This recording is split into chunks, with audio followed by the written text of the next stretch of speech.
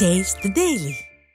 காஞ்சிபுரம் மாவட்டம் ஊத்துக்காடு கிராமத்தில் விதிகளை மீறி அதிகார தோரணையில் வலம் வரும் திமுக ஊராட்சி மன்ற தலைவியின் கணவர் மீது நடவடிக்கை எடுக்க கோரி ஆட்சியரிடம் புகார் அளிக்கப்பட்டுள்ளது. இது தொடர்பாக ஆட்சியர் அலுவலகத்தில் நடைபெற்ற மக்கள் குறைதீர்க்கும் நாள் கூட்டத்தில் லட்சுமணன் என்பவர் புகார் மனு அளித்தார். அதில் ஊத்துக்காடு ஊராட்சி மன்ற தலைவர் சாவித்ரி என்பவரின் கணவர் மணிகண்டன் ஊராட்சி பணிகளில் தலையிடுவதாகவும் இதனால் தேவையற்ற சச்சரவுகள் ஏற்படுவதாகவும் தெரிவித்துள்ளார். தேவையில்லாமல் ஒரு பிரிவினரை பற்றி அவதூறு நோட்டீஸ் அச்சடித்து வெளியிட்டதாகவும் யார் எதிர்த்து கேள்வி கேட்டாலும் அவர்களை மிரட்டுவதாகவும் மணிகண்டன் மீது அவர் புகார் அளித்துள்ளார். செங்கல்பட்டு மாவட்டம் சதுரங்கப்பட்டினம் அரசு மருத்துவமனையில் மருத்துவர் இல்லாமல் செவிலியர்கள் பிரசவம் பார்த்ததால் பிஞ்சு உயிர் பறிபோன சம்பவம் அதிர்ச்சியை ஏற்படுத்தியுள்ளது.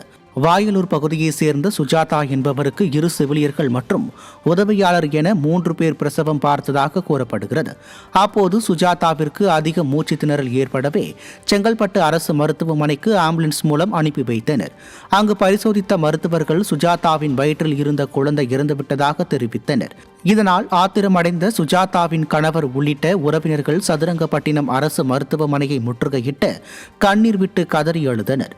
மக்கள் விரோத ஸ்டாலின் ஆட்சியில் அரசு மருத்துவமனைகளில் மருத்துவர்கள் பற்றாக்குறையால் இது போன்ற துயரங்கள் ஏற்படுவதாக மக்கள் குற்றம் சாட்டுகின்றனர். நைட்டு 10:15 காலைல வரையும் வச்சு ஒரு உயிர் போயிடுச்சுண்ணா.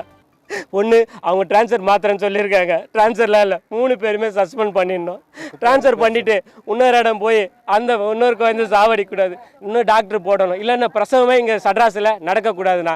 இது நடக்கலைன்னா நான் அடுத்த வாரம் திருப்பி நான் பெரிய இடத்துக்கு கூட நான் போகிறதுக்கு ரெடி.